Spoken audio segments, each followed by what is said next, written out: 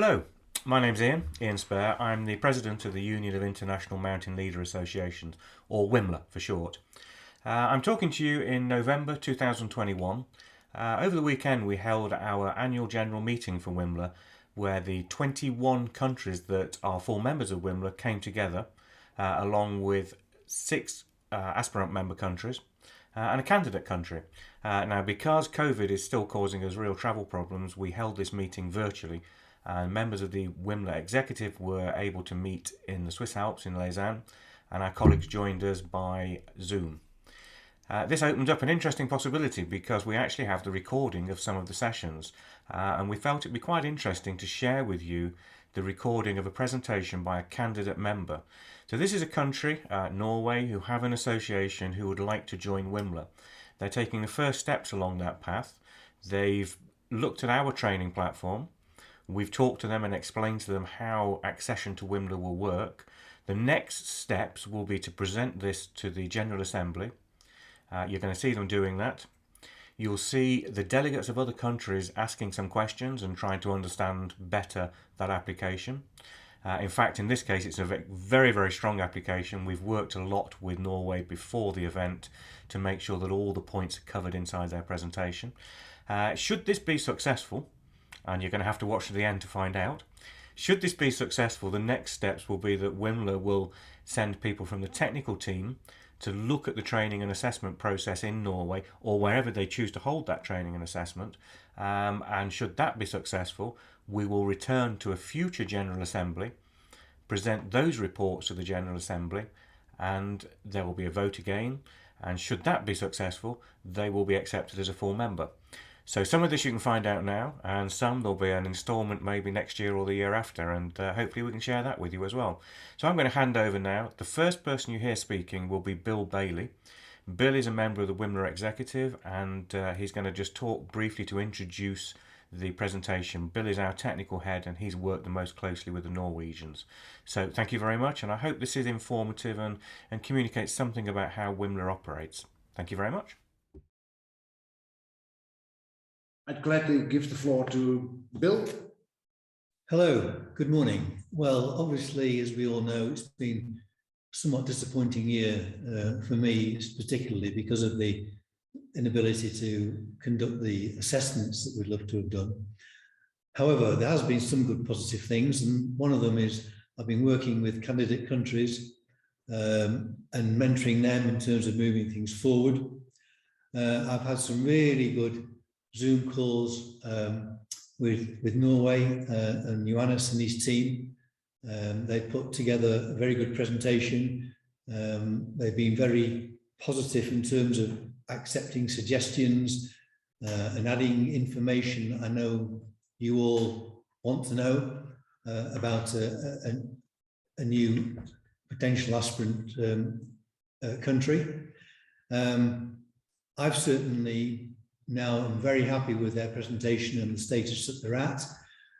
I've made a recommendation to BEX that we accept Norway as an aspirant country, but obviously it's up to you to vote on this. So I have no hesitation to handing over to Johannes and the team to continue. So thank you. Thank you, Bill. Hello, everybody, BEX and all delegates around the world. It's a pleasure to finally present our aspirant membership presentation from Norway and Norsk Naturguideforbund, which is translated to Norwegian Nature Guide Association. So we have been in this process for some years now. Maybe we are one of the countries with the longest candidate membership status. But finally we are here and ready. So we'll see if we can get us through this in time. It's a lot of information you want. We'll try to keep it in the time frame we got. I will start, and my colleague in the board of NNGF, Lucian, will continue. My name is Johannes. I am the leader of Norsk Naturguideforbund, and have been last years before I was the second leader. And I am a Norwegian nature guide and working full-time as guide and skipper. Yeah, in Norway, Svalbard, the Arctic. So our presentation, the outline is here. Everybody see my screen shared now? Yes, all good. So a little of the history, some of the regulations, our organization, the formalities there, and we'll try to go quickly through some of the details in the studies and our professional standard. We have our own professional standard, which is kind of our baseline for all of this. And of course, our IML scheme, as we will see it going forward, and our affiliation plan to full members in WIMLA. So, and I guess we maybe can have questions afterwards if we have time. So, history of mountaineering and guiding in Norway. We have a long history of friluftsliv, as we call it. It's all activities and time spending, in particularly in nature with recreational purposes. Widespread in our culture, kind of everybody does spend time in nature.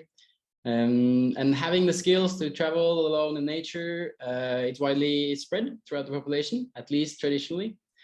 So our history of guiding goes back to the start of the 19th century, where farmers and hunters were guiding the first explorers coming to Norway to climb our peaks, like Slingsby, the famous British explorer. They also kind of brought rock climbing to our country. But we're local farmers and hunters who were actually guiding these guys up to the mountains to get them in the right places. Yeah, the modern history in 1968, the first mountain guides and climbing instructor school was established in Hemsedal, mid-Norway, mid of the mountains, and also the Norwegian Association of Mountain Guides and Climbing Instructor were established. And then from the 80s, we have a lot of outdoor life or friluftsliv offered at higher educational institutions like universities, university colleges. And then Nordtind, which is the IFMJ organization of Norway. They are a full member there in 82. So in 2009, the first nature guide study are started in Svalbard and Tromsø. And our organization, NNGF, or Norwegian Nature Guide Association, which is NNGA, that is the same. It's established in 2014. So it's already been going for some years. The regulations of this profession in our country are not particularly specific.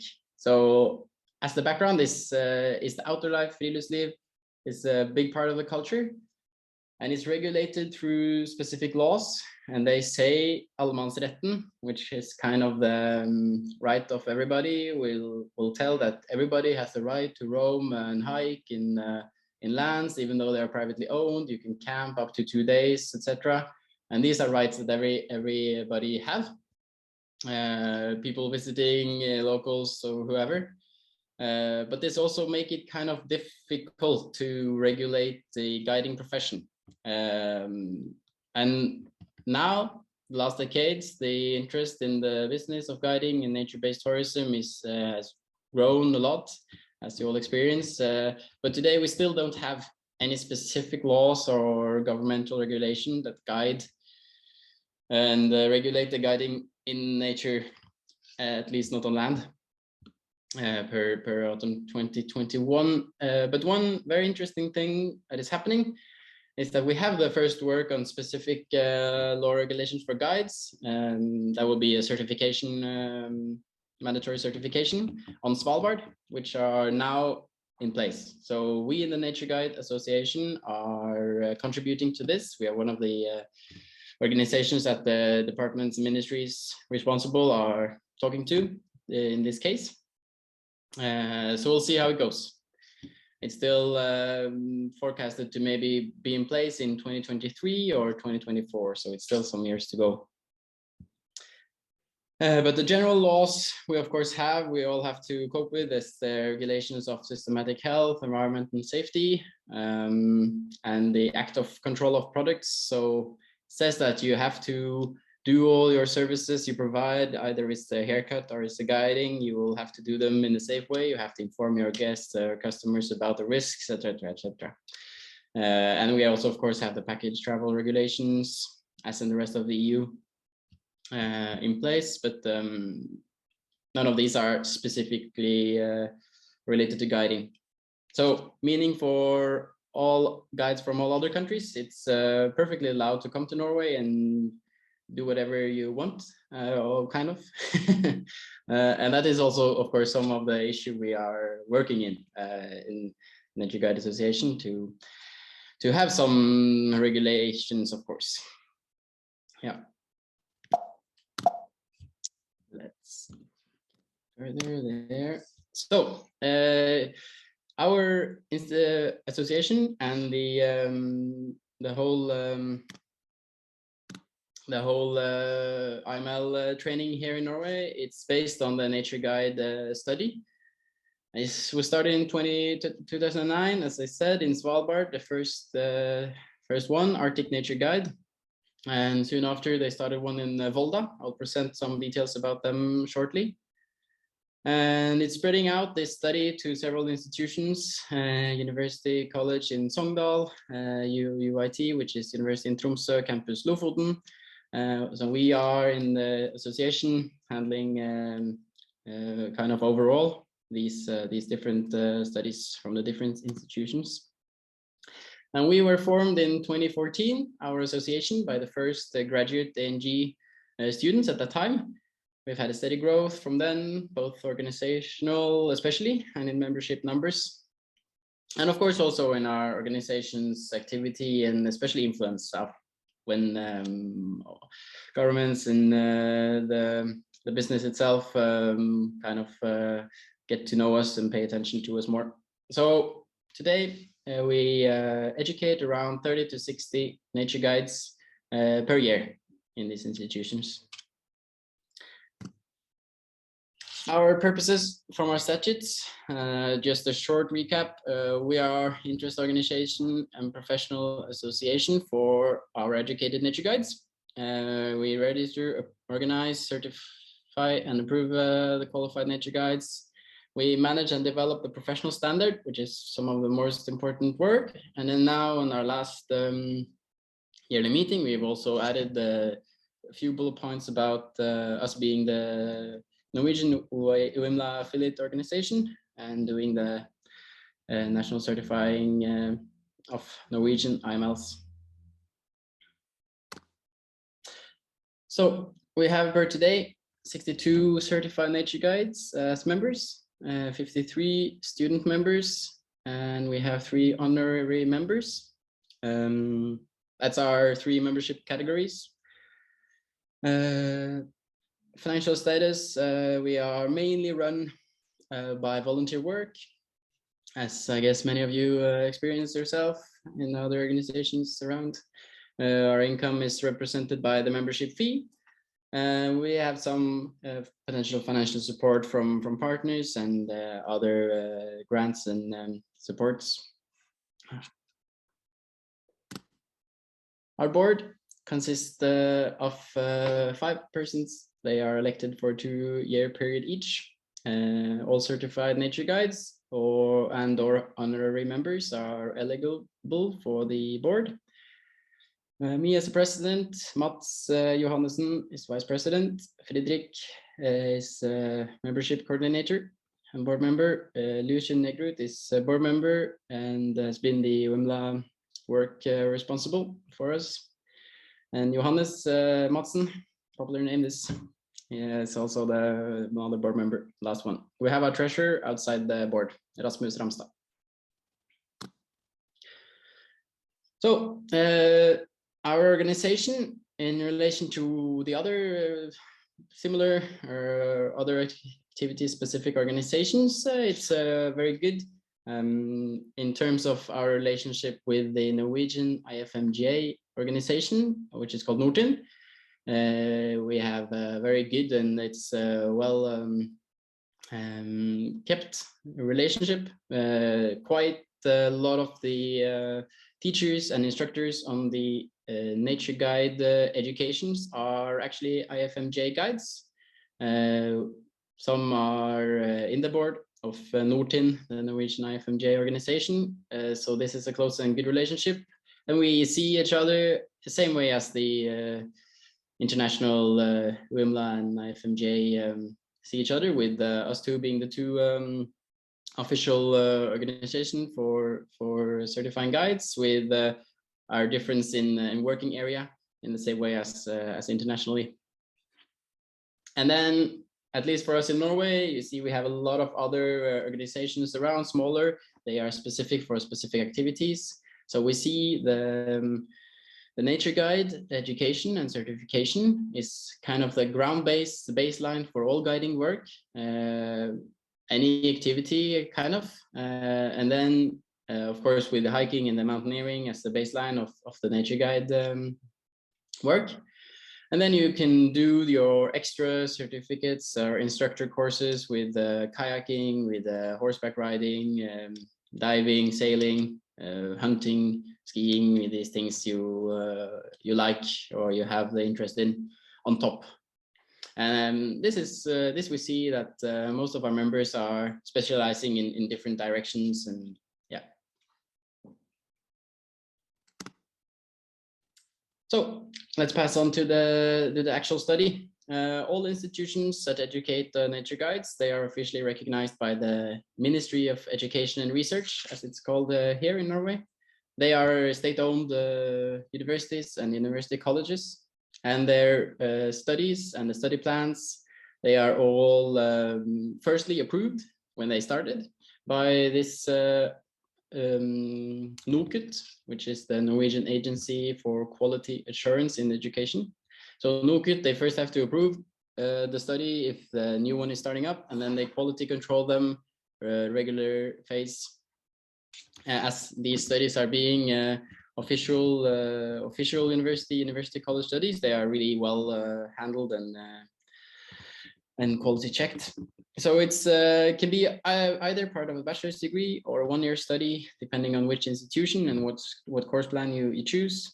But there are some pre-requirements. Of course, the general university admission certification, as we call it here, that's fulfilling of high school, similar to.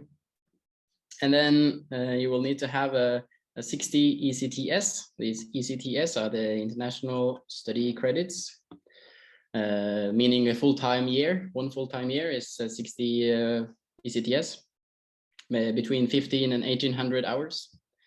So they will say that you need similar to one full-time year of outdoor life studies, Friluftsliv studies, or similar experience to be admitted into the nature guide year if you take only the 1 year study, meaning that you will need to have your hard skills, the basic knowledge before you start the actual education as a nature guide. Yeah, the teachers are assistant or associate professors at university or university college level, and they use external instructors, IFMJ guides, NNJ certified. And they're responsible for the educations in all the institutions per now are also, in addition to being associate professors, the IFMJ guides. The course plans, the contents, and the different courses, how they set the study up, and the exams are, of course, detailed setup by the educational institutions themselves, but all of the nature guide studies follow and fulfill our professional standard, which is the most important. And that's also how we can have a chance to regulate and check in and handle, manage the different studies on the different institutions.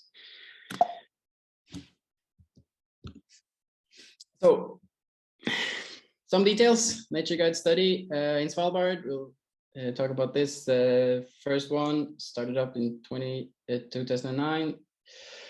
They have approximately 50 days of training outdoors, plus individual training on personal skills on their own, the students' own time. And then in addition, they have around 62 days of theoretical lessons, 15 days of coursework assignments. They have a mandatory 30 days internship in a guide company. and then of course test exams during this 1 year. So it is quite, you go quite deep into everything here. Their modules are set up, they divide the year into 3. Safeguarding in the Arctic are a third of the year. Where you include rescue operations in field and sea ice avalanches, for example, establishing a snow bivouac, an emergency bivouac, trip planning, navigating with maps, compass, GPS. And then they have the Arctic safety and field leadership, which are also 1/3 of the full year, which is first aid, situation leadership, risk analysis, planning, quality assurance, these things. And then they have the value-based guiding and teaching of Arctic nature, which are also 20 ECTS, which is the more theoretical knowledge of leadership. They host ability, hostmanship, and theoretical knowledge of experience products, of nature, of interest points, and yeah. Their staff in Svalbard are consist of these 8 people. Sigmund Andersen in the top right corner there is responsible for the study and has with him a good team.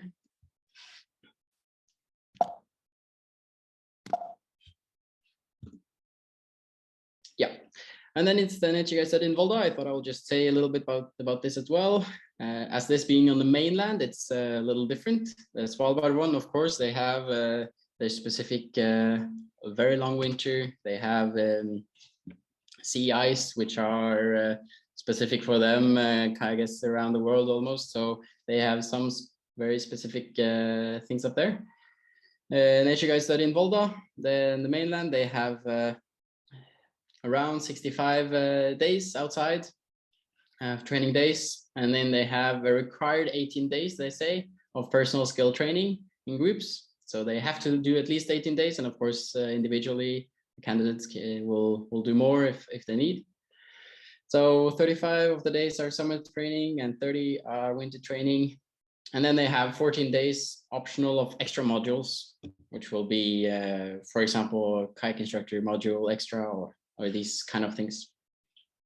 And then in addition comes the theoretical lessons, the digital learning modules, coursework, and they also have an internship in a relevant guide company as a mandatory part of the education. Here you are in a 3-year bachelor degree anyways. The second year would be the nature guide year, kind of. And they have their different modules there as the nature guiding in fjord landscape and nature guiding as a profession, where you have the guiding leadership training, you have technical guide skills, metrology, guiding role, travel and tourism, for example. And then for semester, you do the nature guiding i vinterlandskap, means nature guiding in winter snow-covered terrain, where you have guiding and leadership training in winter conditions, technical guide skills in winter conditions, advanced avalanche rescue, yeah, etc.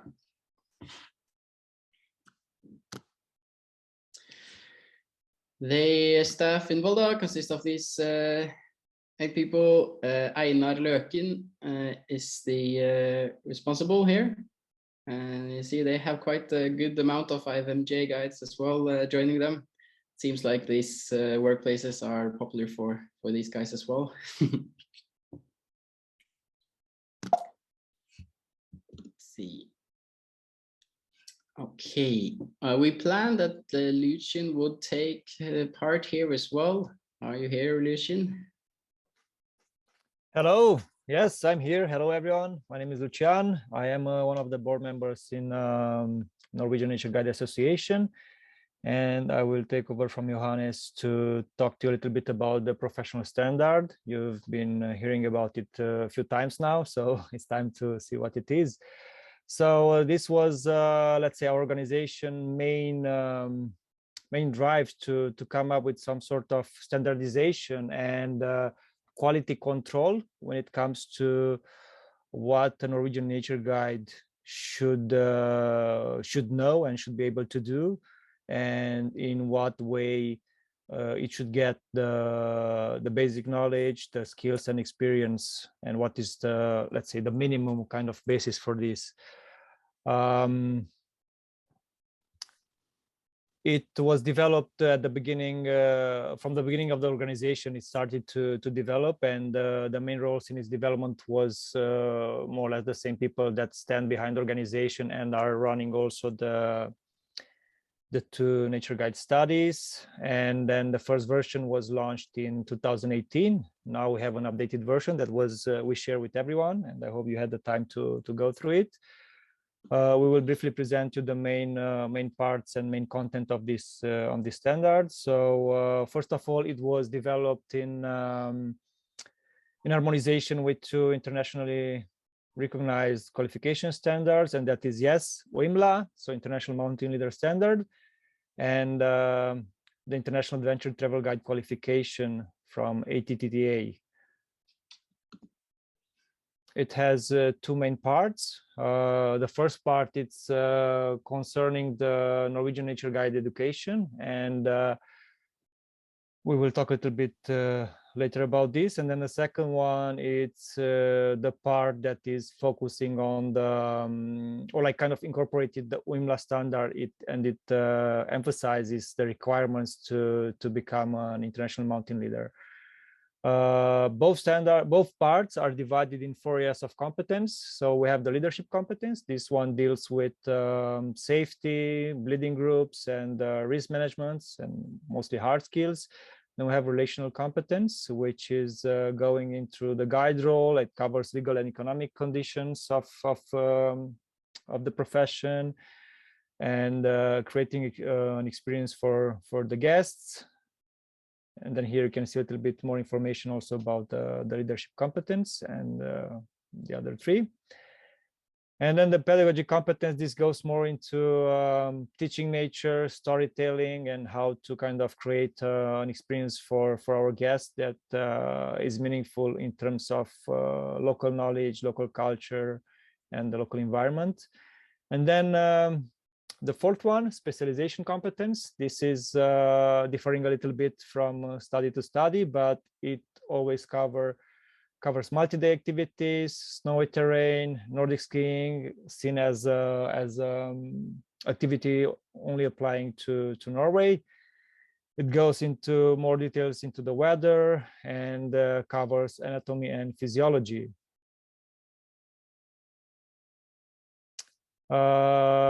So the last part, it covers some aspects regarding teaching and assessment. So what is important to highlight again, that the teaching is conducted by institutions of higher education, and it's like college and university level, and they all run this education according to the professional standard that was developed by our organization in cooperation with this education institutes. The length of the teaching, so the minimum it's 1 year study, 60 ECTS, and that translates to around 1,500 hours to 1,600 hours of study, which have been detailed before by Johannes in terms of how many days outside, how many days winter, how many days summer, and so on.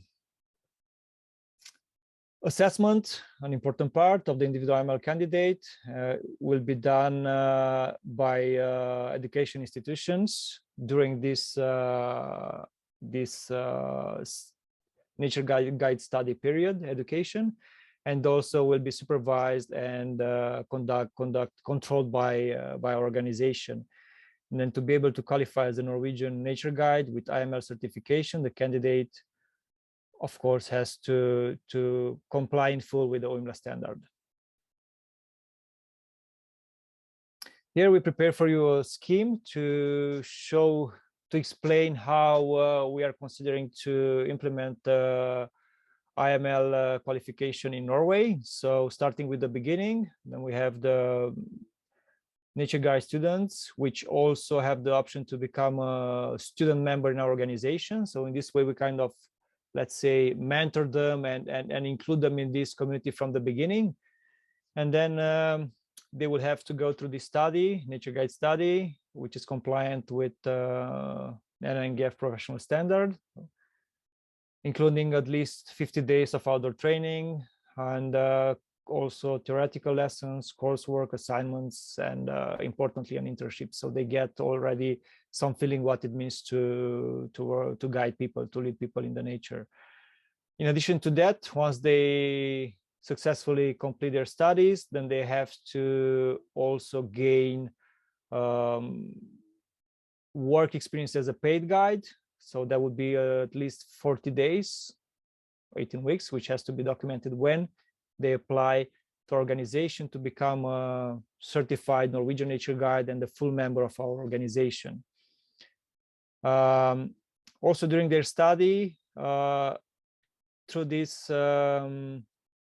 exams and assessments, practical and theoretical, then we cover quite a lot of what is in the WIMLA standard, as these two things are very, very complementary in many aspects.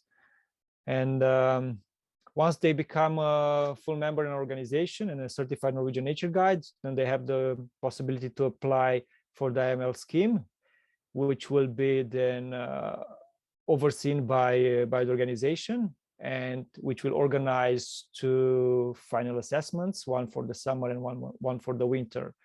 And then once the IML candidates successfully pass these two assessments, then they are on the path to, on the end of the path to become an international mountain leader in Norway. And then here we present a little bit different, or like a little bit more details. So starting again with nature guide study and all the training and assessment that is happening there, together with paid guide work experience. Then those that are applying for IML scheme, if they do it 1 year after, latest 1 year after they finish their study, then the application process is much straightforward and simple. If they do it later than 2 years, then they have to prepare a special application, and also they have to provide a recommendation letter. This is in a way to ensure that what they have been doing after they finish their studies kind of puts them in a position to be where we want them in regards of the WIMLA standard, and you know, avoid all this skill fading and other things that that can come in between. Once we have this, then we take them to the final summer and winter assessments, and for this we are thinking to organize them on the mainland Norway. There's like very nice mountains in Norway. Some of you might already be familiar with that. As assessors, at the beginning, we are planning to work with IFMGA guides, and we're thinking, and then some assistant instructors, and we're thinking about having a ratio of 1 instructor to 6 IML candidates, and to start to take around between 6 and 12 IML candidates per year. Of course, this will be our first time to run this scheme. And these things might change a little bit later, depending on the interest from IML candidates, depending on the resources available, and so on. So this is like the basic idea that we want to start with. According or regarding to how we are planning to organize the process to become a full member of WIMLA, and also to cover the IML scheme, the training and assessment. So it starts today, presenting to you to become an aspirant country.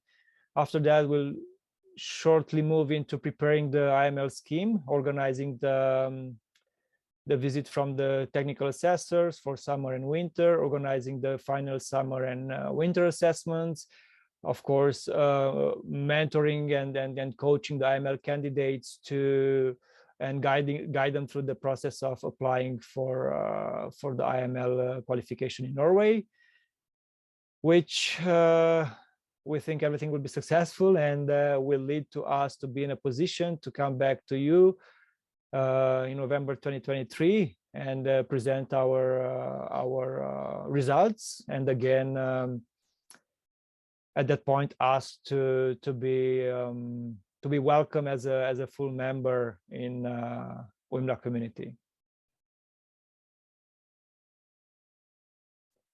And then also, last but not least, we would like to highlight why it's important for us to join WIMLA. So first of all, it all started with rapid growth of adventure and nature-based tourism in Norway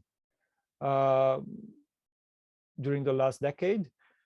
And then on the same time, receiving a lot of international guests, there is a high expectation that there is some kind of quality standard in Norway and regarding guiding, and some of the guests are coming from countries where are used to higher IMLs, so probably but they would have the same expectation in Norway. And then of course another important reason is that our organization would like to work with a standardized approach to this profession to ensure a high degree of quality. And also being part of WIMLA will help our organization to be more visible, to be more attractive to the Norwegian guides, and also make the IML qualification relevant in Norway as well.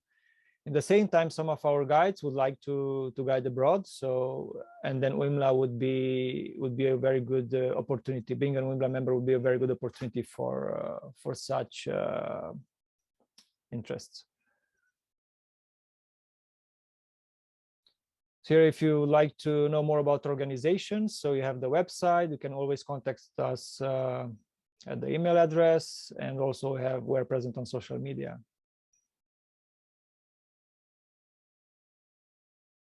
Thank you very much for your attention, and yes, we welcome everyone in Norway. Very nice mountains and very nice people. Thank you.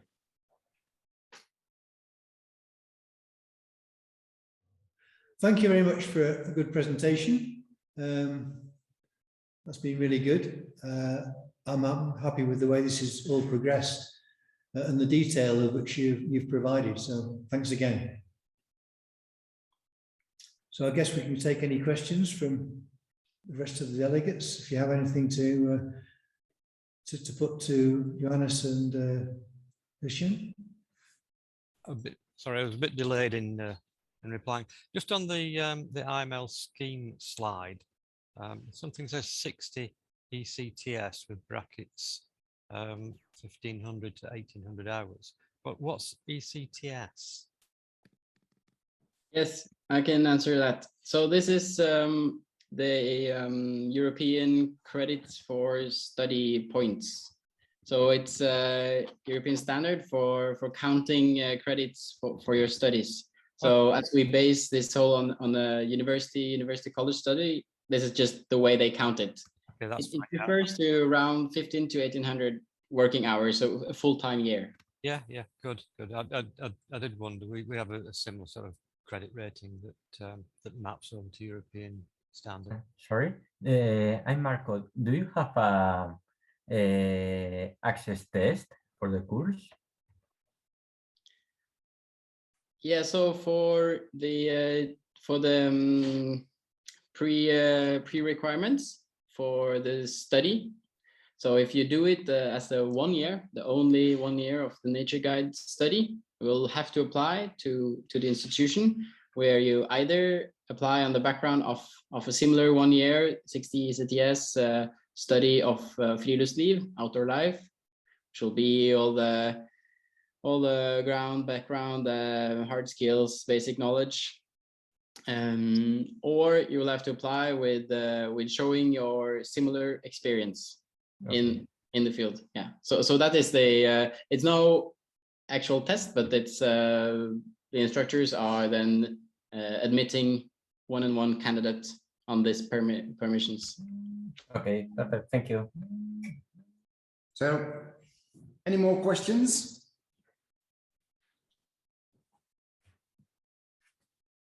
If not, then we will move on to the vote. So please go ahead, vote on the Aspirant membership of Norway. 100%. Well, normally, if we are in a physical AGA, then the whole room would clap. Yeah. It's now just.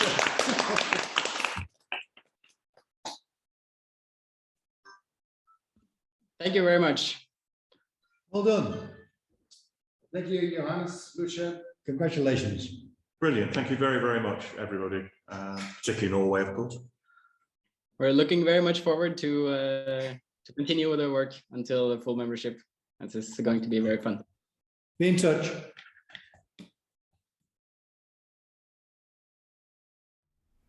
So thank you very much to everyone that was involved with that, to our delegates who scrutinised the application and accepted it. Obviously, particular thanks to the delegates from Norway for putting their country forward, for wanting to join us, for having the faith and confidence in our organisation. Thank you very, very much. And thank you for watching it. We will try and make some more of these videos available. I hope it gives an insight into the things that we do inside WIMLA, how certain operations are performed and how decisions are reached, and how the process works. So thank you very, very much to everybody. Thank you. Goodbye.